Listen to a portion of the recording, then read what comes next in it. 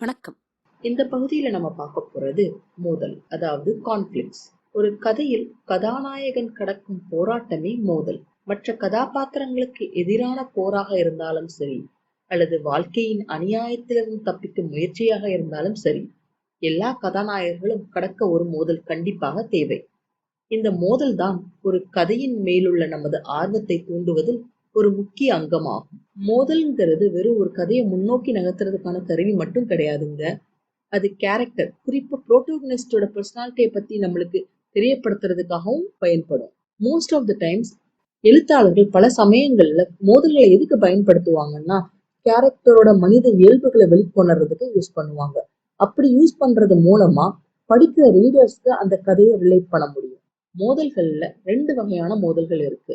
ஒண்ணு, வெளியில இருந்து வரும் மோதல்கள். 2வது, உள்ளிருந்து வரும் மோதல்கள். இத எக்ஸ்டர்னல் கான்ஃபிளிக்ட், இன்டர்னல் கான்ஃபிளிக்ட் அப்படின்னு சொல்லுவாங்க.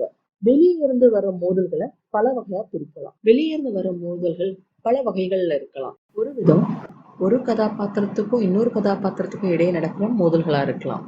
எக்ஸாம்பிளுக்கு நார்மல் ஹீரோ வில்லன் சண்டையை எடுத்துக்கலாம். 2வது விதம், ஒரு கதாபாத்திரத்துக்கும் சமூகத்துக்கும் இடையே நடக்கிற மோதல்களா இருக்கலாம். இந்த மோதல்கள் மூலம் ஆத்தர் ஒரு சொசைட்டில என்னென்ன சேஞ்சஸ் வரணும்னு நினைக்கிறாங்களோ, இல்லைன்னா அங்க இருக்கிற சோஷியல் இன்ஜஸ்டிஸை பத்தி பேசணும்னு நினைக்கிறாங்களோ, அதுக்காக இதை யூஸ் பண்ணிக்கலாம்.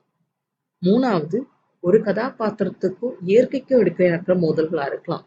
எக்ஸாம்பிளுக்கு ஒரு சுனாமி வருது, அதுல இருந்து ஹீரோ எப்படி மக்களை காப்பாத்துறான் அப்படிங்கிற மாதிரி கதை இந்த மோதல்களை சார்ந்தது. 4வது, ஒரு கதாபாத்திரத்துக்கும் டெக்னாலஜிக்கும் இடையே நடக்கிற மோதல்களா இருக்கலாம்.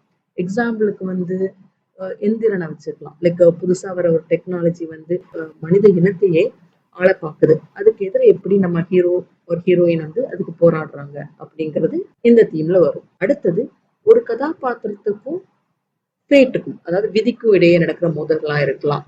எக்ஸாம்பிளுக்கு நான் இவனுக்கு ஒரு விதிப்படி இறந்துடுவாங்க அப்படின்னு சொல்றாங்கன்னா, அது எப்படி அவன் போராடி வெல்றான் அப்படிங்கிற மாதிரி தீம் இந்த கேட்டகரியை சார்ந்தது. கடைசியா உள்ளது, ஒரு கதாபாத்திரத்துக்கும் சூப்பர் நேச்சுரல் பவருக்கும் இடையே நடக்கிற மோதல்களா இருக்கலாம். இதுல மோஸ்ட்லி மேஜிக்கல், மித்திக்கல் அந்த மாதிரி கிரியேச்சர், இல்லைன்னா சூப்பர் ஹியூமன் பவர் உள்ளவங்கள எப்படி புரோட்டோகனிஸ்ட் எதிர்த்து மக்களை காப்பாத்துறாங்க அப்படிங்கிற மாதிரி தீம் இந்த கேட்டகரியில வரும். 2வது வகை இன்டர்னல் கான்ஃபிளிக்ட். மோஸ்ட்லி இது எப்பயுமே ஒரு கதாபாத்திரத்துக்கும் தனக்கும் நடக்கிற போராட்டத்தை குறிக்கிறது தான் இன்டர்னல் கான்ஃபிளிக்ட்.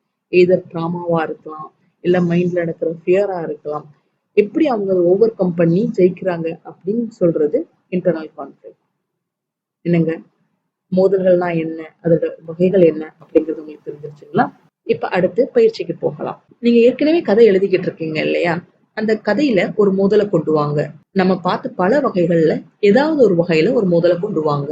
அதுக்கு ஒரு காட்சி அமைங்க. அந்த காட்சிக்கு வசனங்கள் அமைங்க. அடுத்த பகுதியை அடுத்த வீடியோல பார்க்கலாம்.